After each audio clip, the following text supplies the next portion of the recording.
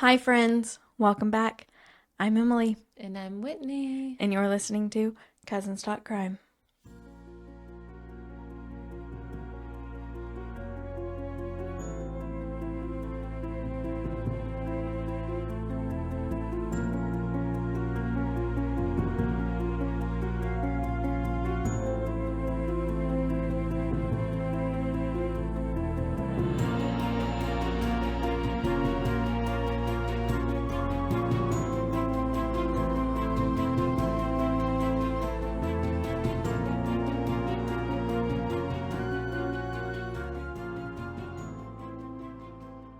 Well, friends, if you're listening to this, that means you are on the Patreon or on our Spotify membership. Today is a bonus episode, and I think we're going to be starting a series. Not all of our bonus episodes are going to consist of this, but I thought this would be a fun series to do. So, I don't know if you've been on Reddit before. There's just all kinds of stuff on Reddit. If you don't know what Reddit is, it's just like a forum. Anyway, so there is a Reddit for scary stories, and I thought we could do some scary stories as bonus episodes. So today I'm going to be telling a scary story that was written by a Redditor named Joshua Andrew 1985. He wrote this 5 years ago. Now, I will say the Scary Stories subreddit is a subreddit for original written short horror fiction. So it's not necessarily true stories, they're supposed to be fiction.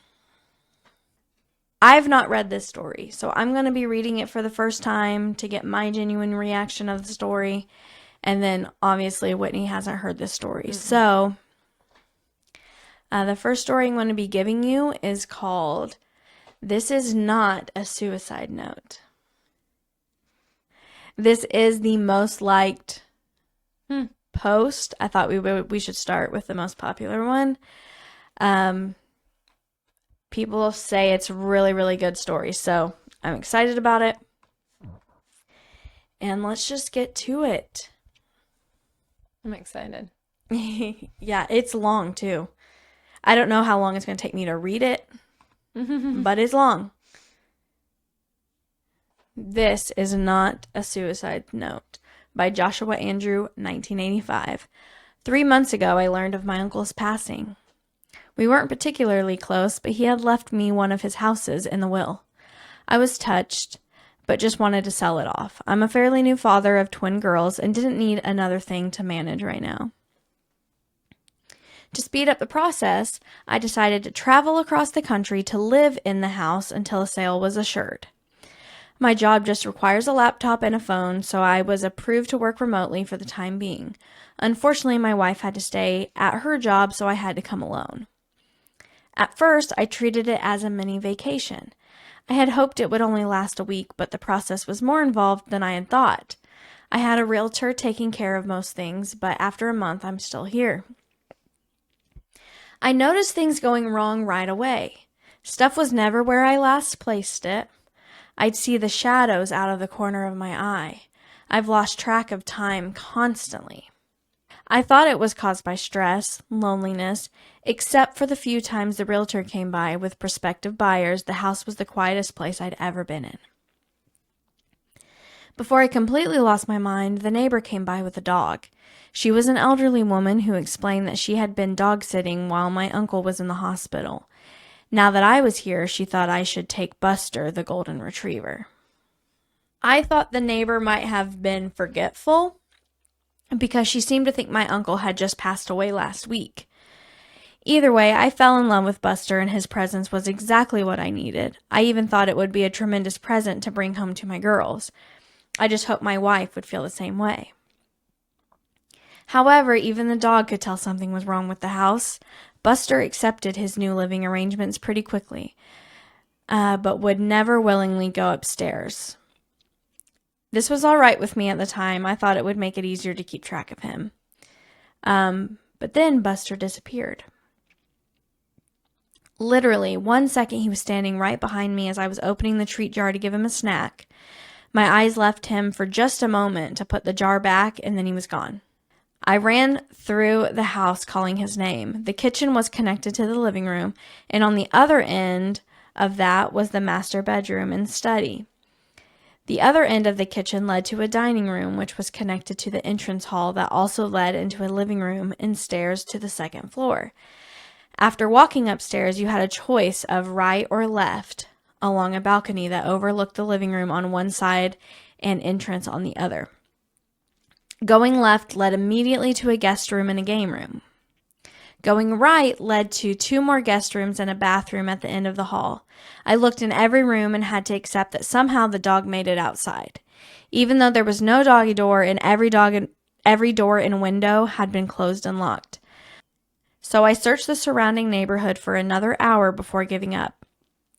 I was thinking about making flyers when I opened the front door and heard Buster scrambling towards me from the kitchen. I was ecstatic, of course, but I couldn't wrap my head around how I could have missed him. I let Buster sleep in the bed with me that night. In hindsight, it was a huge mistake, but it made me feel better at the time. Things picked up at work, though, and I soon forgot about all the strangeness surrounding this house.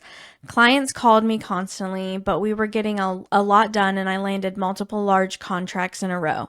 I was working around the clock, but I knew I'd be due a promotion once I returned to the home office. Sometimes I'd get lost in a phone call or spreadsheet and suddenly find that it was a nightmare. I'd be so absorbed with work that I would block out Buster whining for food or to go outside. I started to set alarms to keep track, but I had too many important clients to slow down. I was on top of the world, but my health was starting to suffer. I forgot to eat and even sleep sometimes. There was always something else to do or someone to talk to. I even got better at taking care of Buster, better than I was taking care of myself, at least. Then my good mood ended with a bang. Literally. Buster was whining behind me as I finished another spreadsheet. Then we both heard a door slam upstairs. For the first time since I brought him inside, Buster ran upstairs by himself. I almost called the cops, but I felt silly with the phone in my hand. I started to doubt I had heard anything at all. And if there were an intruder, surely Buster would have been making more noise. So I mustered all the courage I could manage and crept upstairs with a frying pan as my weapon. It was dark upstairs, but enough moonlight was coming in from the downstairs windows for me to make out Buster standing in front of the bathroom. I had purposely closed every door when I last came through here looking for the lost dog, but this door was now wide open. I flipped on the hallway light, but nothing happened. With no better ideas, I raised my frying pan high and walked slowly to the bathroom. There was no window in there, so it was pure darkness inside. I was terrified. Bizarrely, it's a strange word, Buster just looked frozen. His tail stood straight up, and he just stood there pointed towards the door. I tried to take it as a good sign that he still wasn't barking. That's what finally got me through the threshold and into the bathroom. The whole time my eyes had been getting used to the darkness, and the bathroom was too small for there to have been anyone there without me noticing. I started to relax when I took a step forward into something sticky. Ugh. Oh gosh. Yeah. I suddenly realized that I had my cell phone in my pocket. I pulled it out and turned it on to cast some light on the floor. I immediately dropped it at the sight of the bright red liquid that surrounded my feet. I fled the upstairs and triggered Buster to follow. This time I had no trouble calling the police. Thankfully, there was already a patrol car nearby, so 2 officers arrived within a couple minutes. Their powerful flashlights cut through the darkness like knives, but they soon found nothing was wrong with the upstairs lights. Something did appear to be wrong with my pipes, though, as they called out from above that the puddle was just rusty water. Because of their insistence, I climbed up the stairs again and clearly saw a muddy brown puddle in the bathroom. The banging must have been from a pipe breaking. Both cops had a laugh at my expense, but were otherwise understanding. They even gave me a number of a good plumber, though my cell phone was ruined after I dropped and left it in the puddle. I would have had to use the one landline in the kitchen from now on. I let them out and promised to call the plumber first thing in the morning. Yet, as exhausted as I was, I couldn't go to sleep over that excitement, so I stayed up to draft some more important documents for my company. Before I knew it, Buster had made another mess in the living room. I was dead tired and said something to Buster that maybe I shouldn't have, and I did some things that I know I really shouldn't have. Oh gosh, what did you do? I don't think he's going to say. I think he just probably whipped him. Oh. Maybe like scolded him and like physically whipped him. I decided to do something about the stress I had been under, and I spoke to my supervisor that morning. To my surprise, they were happy to let me have the week off as some sort of mental vacation. Just like that, all my outstanding work was taken away. With nothing else to do, I tried to focus on Buster. I played games with him and fed him a bunch of treats to make up for the earlier neglect. Then I found the first message. I didn't notice it for some time since I've been avoiding the second floor, but I realized I hadn't actually called the plumber. Before doing so, I went upstairs to see if things had gotten any worse. Instead, I immediately saw a message written in red on the hallway wall. It said, "Losing your mind?" ? For a second, I kinda did. I was scared to death at the thought that someone have had to sneak into my house while I was there. Probably while I was sleeping. That would give you the heebie-jeebies, you know? Yeah. Scary. I won't bear repeating everything I said or did right after that. Let's just say I hadn't become any braver since the banging. Eventually, I unlocked my bedroom door and made my way to the kitchen with Buster leading the way. I called the police again. Those same 2 officers were able to show up, and then slowly we cleared every inch of the house, yet we found no one. Everything was locked, no sign of forced entry. The police actually took me seriously, something that bewildered me at the time, and admitted that this isn't the first house in the neighborhood to have experienced this. There had been a series of break-ins where nothing was stolen, but the police officers still offered to have a car sit outside for the night. Even though I took them up on this, I soon realized that I'd never get to sleep tonight in my house.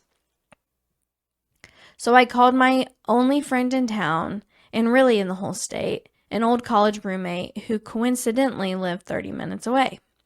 He offered to pick me and Buster up in a few hours, so I busied myself with packing up my suitcase. I didn't know how long I would need, so I pretty much packed everything I had brought with me to the house in the first place. I left my room to pick up some doggy toys when my friend called to say he was waiting outside. I decided to hang up the phone and meet him immediately. I needed the human company, and he could help me move my stuff. But the driveway was empty. There was no friend, no car. I called him back immediately, and he insisted he was outside. Was he at the wrong house? And now it makes me wonder if, like, this house is something weird. Like, these police officers aren't even, like, police officers of the town. Right. It's the same 2 police officers that came. His, like, house is it's in the upside down of Stranger Things, you know? I listened to him get out of his car and walk up to the front door. He knocked, and I could hear the door open and an elderly woman greet him. My friend asked for my name and mentioned my uncle. The woman said she had never heard of either of us. After thanking her, my friend left and asked me if I had gotten all of that. I told him I must have given him the wrong address. He rattled off the correct one and confirmed he was there. After asking him to wait, and I left the house again, I walked out to the street and looked back at the numbers written on the curb and on the mailbox. Only there weren't any numbers, just a message. "Losing your mind?" ? That was written on the curb, and it was written in red. The temptation to leave right away was great. I could just start walking and never stop, but I had to get my stuff and, more importantly, Buster, so I entered the house one last time. When I came back to the room, my suitcase was empty. Everything I had just spent the last hour packing up was back in its proper place. Despite how impossible this was, I focused on only one goal.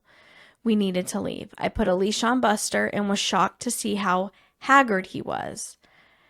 I resolved to make it up to him when this was over. I tried to leave out the front door like nothing was wrong, but I couldn't open it. The knob turned freely, but the deadbolt wouldn't slide back. I was really scared now, but Buster's presence helped. I knelt down to give him a hug, and he gave me an idea while licking my face. Whatever was happening, it sure wasn't the result of a maniac hiding in my house. Still, I didn't know what forces were actually opposing me, so I walked to the backyard and said loudly, "Well, Buster, time for a walk." The glass door slid open easily. Buster bounded out happily. I guess it had been a long time since I let him outside. I followed more tentatively, and the first time examined the backyard closely. There was an iron fence surrounding the yard with another space between the bars that Buster could slip through. And then I saw it.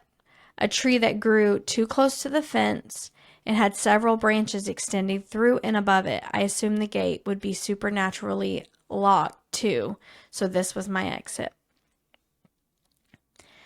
Buster didn't need any prodding. He waited patiently for me on the other side as I painfully pulled myself up and over the fence. I was suddenly aware of how weak and tired my recent lifestyle had made me. When I was in the process of climbing down the tree on the other side, Buster growled once and then took off like a shot towards a nearby hill. I jumped down and chased him. We disappeared over the top, and I scrambled to keep up on the surprisingly steep surface. Luckily, I found where someone had laid some stone bricks into the side for an easier way up. It was still steep enough that I had to focus on placing my feet correctly to keep them from sliding, so I was looking down where my next reach up resulted in my hand grabbing carpet. Confused, I looked up to see the second floor landing. I looked down to see the rest of the stairs that led to the entrance hall and living room in the house. Buster was nowhere to be found. They're back in the house. He's back in the house. Demoralized and dead tired, I crawled the final steps and just sat on the landing for a while, occasionally calling for Buster. Eventually, the kitchen phone rang. Whatever ghosts were messing with me, I realized they couldn't stop outside forces from helping. I tumbled down the stairs in my haste and landed hard on the cold tiles below, but I was only dazed for a second and soon was in the kitchen with the phone in my hand. My wife's warm voice filled me with hope. She was concerned that she hadn't heard from me in a while. I couldn't recall the last time I'd even tried. She was trying to tell me that my work hadn't heard from me in a week, while I tried to tell her to call the police. Her words gave me a pause, though. I asked, "What do you mean? I was given the week off." She said, "Dear, I thought you were supposed to continue working as soon as you got there." Yeah, but they gave me a week off because of all the stress I've been under." Wait a second. How long have I been out here? She said, "Honey, you've been gone almost 9 days." He's thinking he's been gone for like a couple months, I think. My stomach sunk, but I didn't hesitate to say, "Listen, you need to call the cops. Something is wrong. I think I'm having a medical emergency." I had just been trying to come up with an excuse to limit the amount of follow-up questions, but I ended up realizing that this was actually the most likely explanation. Maybe I was just suffering from a gas leak or a brain tumor. Ironically, either of these options seemed preferable than living in a haunted house. My wife asked, "Baby, what's wrong? Are you okay?" I thought I saw a shadow move out of the corner of my eye as I answered, "Yes, I'm okay, but no, I need help. There's something wrong about this house." "You aren't making any sense," she said. "Just listen to me. Call the police. Tell them my uncle's name. Tell them to come to this house and an ambulance might be needed. Please help me." "Please help you? Question mark. Pretty please? Question mark with a cherry on top? I stared at the phone in my hand as my wife's voice continued to come out of it. It sounded like her, but in a mocking tone. I've never actually heard from her before. She said, "Does your tummy hurt? When's the last time you ate? I wonder what Buster tastes like.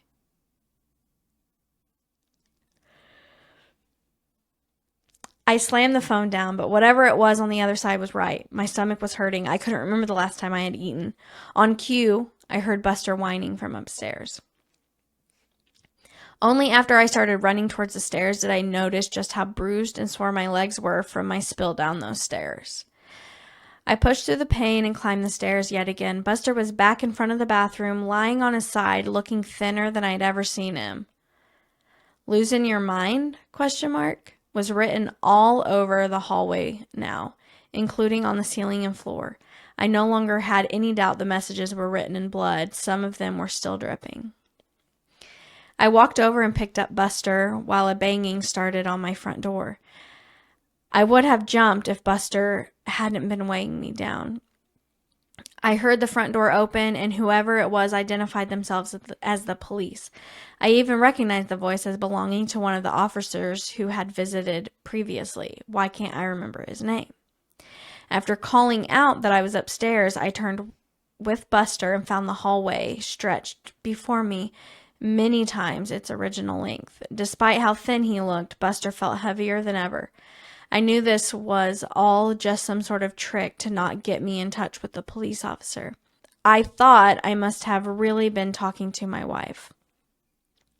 She had to have come through with calling the police, and the ghost just distorted the end of the call. So I started my trek back to the stairs and shuffled my feet as fast as I could, yelling the whole way. And then a voice answered the police officer, a woman's voice. My wife's voice. I could hear her say, "I'm sorry, my husband wasn't feeling well. He's resting in the bedroom. Can I help you?" I screamed as loud as I could to get the attention, but it was no use. I heard the officer say, "I'd like to check up on him, all the same." Sure, come in. He's right through here." It was right out of a nightmare. I was sweating profusely while every step seemed to be getting me nowhere. I tried to speed up, but the hallway just stretched further and further. And then I heard a man's blood-curdling scream from downstairs. Suddenly, the hallway snapped back, and I found myself somehow right at the top of the stairs. My momentum couldn't be stopped. I fell down the stairs and landed hard on top of Buster. He howled in pain, but at least he was alive. I saw a long, thick trail of blood go around the corner and under my closed bedroom door. There was still a shadow of something under the door. I painfully crept to the kitchen and grabbed my trusty frying pan before making my way back to the bedroom door as quietly as I could. My eyes watched the moving shadows nervously. Whatever was waiting there had killed a man. That meant it could kill me. But if it could have a physical impact, then surely it had to be susceptible to a physical impact too. So I raised the frying pan and slowly started to turn the handle. Before I made much progress, the door flew open on its own, and something turned suddenly to me. I swung my frying pan down. The cop stood before me, a smile frozen on his face. We both looked down at the knife plunged into his chest. My hand was still wrapped around the handle. He fell to the side, and I fell backwards to sit heavily on the now clean floor. I was positive I had picked up the frying pan. I couldn't remember its weight, but now I also remember going to the kitchen and pulling out the knife. I seriously wondered if I was losing my mind. I looked down to find I had the knife in my hands again. I dropped it at once and crawled back to check on Buster. He wasn't moving. I put my head on his flank and was devastated to feel he was still warm but not breathing. I didn't know what to do, so I did nothing. I did nothing for a long time. I was lethargic, but somehow made it to the couch in the living room. I waited there until nightfall and then slept on the couch. When I woke up, I waited some more. I wasn't sure what I was waiting for, but nothing horrible was happening to me while I waited. I wasn't in a hurry to change that. But the bodies of Buster and the cop were still there. I needed to do something. My stomach rumbled as I finally got off the couch. That was another problem with just staying put. First things first, I found a shovel in an outdoor closet attached to the backyard porch. Digging the hole was exhausting, so I settled for just burying Buster now. I planned on getting to the cop after finding something to eat. I picked up Buster and carried him outside. His fur was still so warm. It was hard to believe he was gone, but there was no life behind those big brown eyes. I gently laid him down in the hole and got to work. Some time later, I wandered into the kitchen and raided the pantry. The house was quiet, apart from my efforts. Whenever I stopped moving, the silence was complete. I wondered if the ghosts had just been trying to make me a murderer after all. Now that their goal had been met, maybe they would leave me alone for a while. Just in time, because I was starving and didn't need any more distractions, I opened a box of cereal and had a handful up to my lips when I paused. How could I tell I was actually eating what I was looking at? What if I had actually been opening a box of rat poison? I still wasn't sure what these ghosts were capable of. I imagined the food turning into worms after it was already in my mouth. With that thought, I threw the cereal to the ground and stomped off, no longer hungry. I needed to concentrate my efforts on leaving this place. Right on cue, I walked by the front door. It was wide open. Instinctively, I made a leap for it before stopping with my outstretched hand just a foot short of the door. This had to be another trick. I could see the door slamming shut in my face, or even taking a few of my fingers with it. I could feel a breeze enter the house, but I was too scared to move. This was the most impossible situation I had ever been in or even heard of. All of my senses had failed me before. However, my need for freedom eventually caused my feet to move. Upon slowly exiting the house, I saw the cop car just sitting in my driveway. The door was unlocked and the keys were sitting in the front seat. My mind went wild trying to explain the situation. Maybe the cop was secretly a murderer and had killed previous owners of this house. Maybe his sacrifice helped them move on. I couldn't think of any other explanation for my good luck at the time, so I pushed my misgivings down and got in. I drove out of the neighborhood without incident, but I had new problems. I was in an unfamiliar city, driving a cop car with no money or belongings on me, and I had no idea what to do next. So I kept driving. It felt good to be free of that house. It felt good to see the sun. So I kept driving on and on. Left turn, right turn, left turn, right turn. No idea where I was going. And when I realized I hadn't seen any other cars on the road for some time, where was everyone? Where was I? The sinking feeling happened again in the pit of my stomach, but also around my whole body. I sunk back into the car seat and then realized I was sitting in an armchair. Back in the living room of my uncle's house. My arms were up like I was still holding onto a steering wheel. I started to cry with frustrations as I stood up and screamed. How long had I been sitting there with a stupid grin, moving my arms up and down like a madman? I turned around and saw my work laptop on the dining room table. It was on and glowing at me. I walked over to it and saw that something was already written down in this post. It read, "Lost your mind? Good. Now you won't mind losing the rest." Suddenly, my fist felt weighed down. I raised it to find another kitchen knife in my hand. I dropped it immediately. I erased the message and started to type out a request for help. I ignored the screen and just focused on the keys, but I kept hitting them wrong and another message slowly formed. "I'm sorry I've disappointed you all. For the last time, goodbye." I could have screamed again, but I noticed something had changed. I wasn't in the dining room anymore. I was in the study. I kept writing and writing and writing, and my own words started to come out. I have sent out emails requesting help. I've posted on the local police department's Facebook for assistance, and I've just tried to keep writing no matter what. This is my latest attempt to keep my sanity. Whenever I've tried to take a break, I find myself in a new room with new horrors descending on me. Once I opened the study door out to a hellish landscape and almost stepped out into lava. I wasn't sure if it was all an illusion, but I didn't even want to have a vision of my feet burning, so I just closed the door and resumed writing. I'm not even sure this is all because of ghosts. I've been doing a lot of thinking lately, and the truth is simply that I have no idea what's going on. As I've gone over these crazy events, I've realized that I can't recall my uncle's name or what he looked like. I'm not sure I ever had an uncle. I'm trying to think really hard about how I came here. Did I fly? Drive? I can't remember. Have I always been here?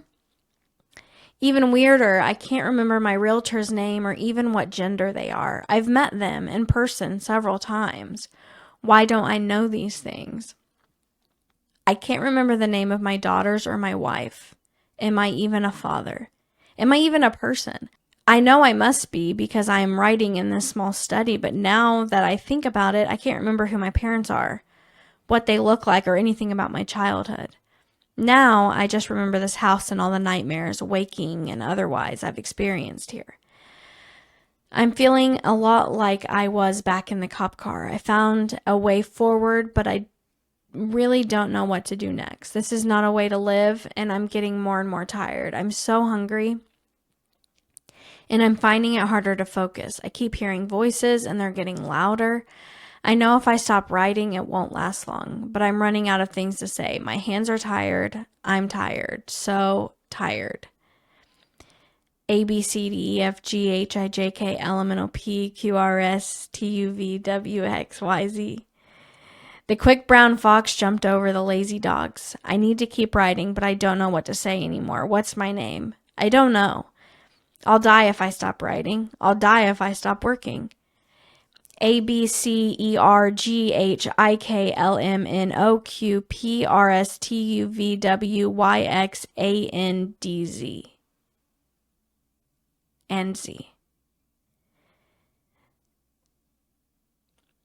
He's trying to write the quick brown fox jumped over the lazy dog, but it's all jumbled together.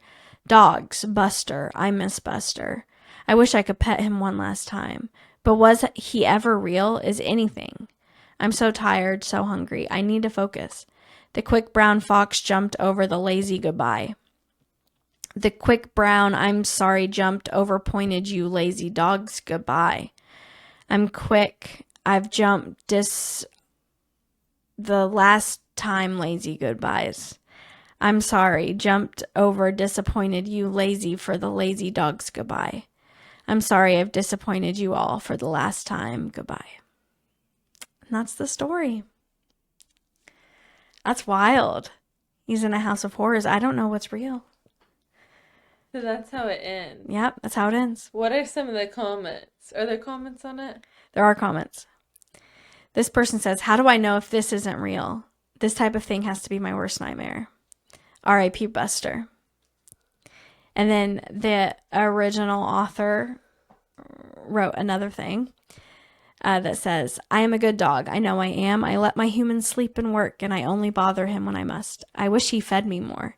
I wish he took me out more, but he's my human, and I love him. If only I could help him. He's not well. He keeps talking to himself, to the walls. I watch him run up and down the stairs. I watch him walk in circles. I watch him try so hard to get right back to where he started. Sometimes he doesn't hear me, no matter how much noise I make. I wonder what's wrong with him. Today he fell down the stairs. Then he just opened his bedroom door and fell in front of it, too. I'm starting to get really worried about him. He came over and cried while laying his head down on me. I tried to be the best pillow I could be for him. Then he dug a hole bigger than any bone I've ever seen. When he was done, he came in to give me a big hug. This made me very happy, but then he took me outside and laid me in the hole. I'm a good dog, so I stayed right where he put me. My human started to fill the hole with dirt. I think he lost sight of me again because he kept hitting me with shovelfuls. No matter where I tried to stay, I didn't want to mess up what he was doing. Now that I think about it, he must have realized he couldn't take care of me. He was just doing what I did with Bones to save them for later. It made me happy to know he wanted to save me for later. But because I'm a living, reasonably intelligent creature, I ended up hopping out of the hole before it got too dangerous. My human didn't notice and kept shoveling dirt into the hole. I'm not sure what's wrong with him, but it's clear that he needs some space. Until my human feels better, I'll just hang out in the nearby woods, which are stocked with everything I need to live a long and happy life, just in case. I'm glad the author cleared this up, and we know that Buster is fine. Yes. I thought they were going to tell me that he buried him alive. The human's just lost his mind. Yeah, the human is just lost. People say this is an amazing story, amazingly written. The most reading I've done on Reddit, and it was not a waste of my time. At 4,956 words is the most writing I've done on Reddit. Dang. Holy crap, amazing story. This was a good one, and I'm glad. Like, when I do these scary stories, I want to do them. I don't want to read them first. Right. Because I thought it was kind of cool to, like, Yeah. listen to it together for the first time. You don't know what's coming, though, and that's kind of nerve-wracking. Yeah. What's it going to say that I'm going to have to say? I know. So, yeah. No, that was a good one, though. That was a good one to start us off. So let us know what you thought about this scary story and Yeah. if you'd like us to make this a series, because I would like to make this a series. Yeah. I think good spooky stories are fun. And knowing this is all fictional, like no one's trying to say this stuff is real. Right. This is just a fictional story that keeps you on the edge of your seat. So Yes. yeah, I was excited about that. So let us know what you thought about that. And yeah, we will catch you for the next bonus episode. Bye. Bye.